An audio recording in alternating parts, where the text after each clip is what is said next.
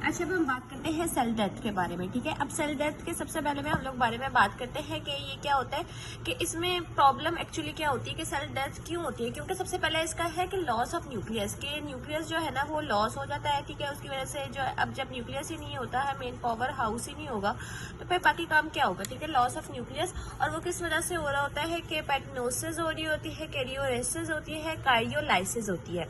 ठीक है, केनोसिस में क्या होता है कि न्यूक्लियर की कंडेंसेशन हो जाती है, न्यूक्लियस की जो है ना वो श्रिंकेज हो जाती है। ये जो देखो ये श्रिंक हो जाता है, श्रिंक हो जाता है। उसके बाद इसकी फ्रेगमेंटेशन हो जाती है, जिसे हम लोग बोलते हैं कैरियोलाइसिस। और उसके बाद कैरियोलाइसिस में क्या होता है कि डिसोल्यूशन हो जाती है, वो गायब भी हो जाता है। ठीक है, फिर हम मैकेनिज्म ऑफ सेल डेथ में आते हैं नेक्रोसिस और एपोप्टोसिस। ठीक है, अब सेलुलर स्वेलिंग हमने देखा था, सेलुलर स्वेलिंग किस तरह हो रही होती है कि उसके दो फेजेस हमने देखे हैं। एक तो ये है कि सेलुलर चेंज होता है, और दूसरी चीज है कि उसमें जो है ना फैटी चेंज आ रहा होता है।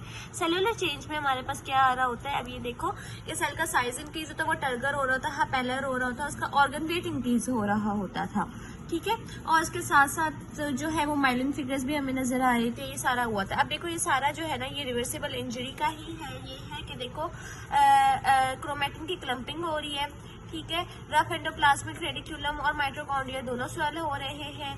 स्मॉल अमॉर्फस हमने देखा था कि माइटोकॉन्ड्रिया इंक्रीज भी हो रहा है, स्वेल भी हो रहा है, और इसमें जो है ना अमॉर्फस डिपॉजिट्स आ रहे हैं, स्मॉल अमॉर्फस डिपॉजिट्स माइटोकॉन्ड्रिया में आ रहे हैं। फिर हमने देखा था मेम्ब्रेन बल्ब्स बन रही होती हैं, अदर फीचर्स में आ रहा था, ये माइलिन फिगर्स बन रहे होते हैं, हमने सेलुलर चेंजिंग्स में ही देखा था। फिर हमने देखा था इंट्रासेलुलर साइटोप्लाज्मिक वैक्यूल्स भी बन रहे थे, जो हमने देखा था कि सेलुलर चेंजिंग्स में आ रहे थे, कि रफ एंडोप्लाज्मिक रेडिकुलम से जो है ना वो पिंच्ड ऑफ सेगमेंट्स को हम लोगों ने बोला था intracellular vacuoles, intra cytoplasmic vacuoles, और इसी को हमने हाइड्रोफोबिक और वैक्यूलर डिजेनरेशन का भी नाम दिया हुआ है।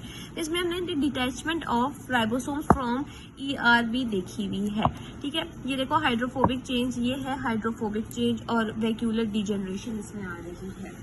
ठीक, उसके बाद अब बात करते हैं हम आगे, इस पे जाते हैं आगे की, हम लोग बात करते हैं कि अब इसके बाद देखो अब रिवर्सिबल, ये आगे हम लोग ने बात करी। फिर अब आते हैं हम लोग इरिवर्सिबल पर, कि इसमें क्या होता है कि ये इरिवर्सिबल हो गई है। इरिवर्सिबल कब सेल डेथ स्टार्ट होती है, हमने पहले देखा है कि जब लॉस ऑफ न्यूक्लियस हो जाए तो उससे जो है वो सेल डेथ स्टार्ट हो जाती है। ठीक, फिर अब हम बात करते हैं, अब इसमें हमने एक चीज ये भी देखी है, ठीक है, कि जो सेलुलर रिवर्सिबल चेंजेस में क्या हो रहा होता है कि जो सेल है ना वो रेडर इसोनोफिलिक हो जाता है। रेडर क्यों हो जाता है, क्योंकि जब डाई है ना वो HNE डाई, जैसे हेमाटोक्सिलिन और इयोसिन डायल बोलते हैं। ठीक है, हेमाटोक्सिन और इयोसिन डायल है ये। ठीक है, ये इसमें जो है ना जो E है ना हेमाटोक्सिलिन, ठीक है, वो मतलब वो रेड हो जाता है, इसिनोफिलिया, उसमें रेड इसकी अपीयरेंस आ रही होती है। फिर अब हम बात करते हैं नेक्रोसिस की। ठीक है, अब what is this necrosis. Necrosis की सबसे पहले मैंने बात की हुई है। ठीक, अब इसके बारे में बात करते हैं कि नेक्रोसिस की इनकी डेफिनेशन उसने दी हुई है कि ये नेक्रोसिस वो फॉर्म ऑफ सेल डेथ है। ठीक है, फॉर्म ऑफ वो सेल डेथ है जिसमें ये जो सेलुलर मेम्ब्रेन है ना ये फॉल अपार्ट हो जाती है, टुकड़े टुकड़ों में हो जाती है, और उसके जो सेलुलर एंजाइम्स हैं वो लीक आउट होते हैं। और जब सेलुलर एंजाइम लीक आउट होते हैं, या तो ये लाइसोसोम से लीक आउट होते हैं, या फिर इसमें से सेल से लीक आउट होकर इसी को डाइजेस्ट कर देते हैं सेल को, इसे हम लोग नेक्रोसिस बोल रहे होते हैं। ठीक है, वो रिवर्सिबल का हमने बात हो गई, सब इरिवर्सिबल में जा रहा है कि अब उसकी डेथ हो जानी है सेल की, अब वो नेक्रोसिस का ये हो गया। अब नेक्रोसिस का जो मेन इंपॉर्टेंट पॉइंट है वो ये है कि ये इन्फ्लेमेशन करवाती है। ठीक है, जो एपोप्टोसिस है वो इन्फ्लेमेशन नहीं करवाती, लेकिन नेक्रोसिस करवाती है। नेक्रोसिस इज एक्सीडेंटल डेथ, गलती से होती है, क्यों, क्योंकि ऐसे सब्सटेंसेस आ जाते हैं उसमें एनवायरनमेंट में। ठीक है, ये सब्सटेंसेस जो है वो डेड एंड सेल से जो है ना वो ट्रिगर्ड होते हैं। डेड सेल्स जो है ना वो इन्फ्लेमेशन कॉज करवा रहा होता है, और ये डेब्रिस और टिश्यू रिपेयर को जो इनिशिएट करवा रहा होता है।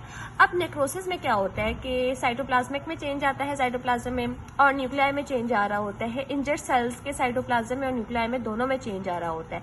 फिर हम लोग बात करते हैं मॉर्फोलॉजिकल चेंजेस के बारे में नेक्रोसिस के।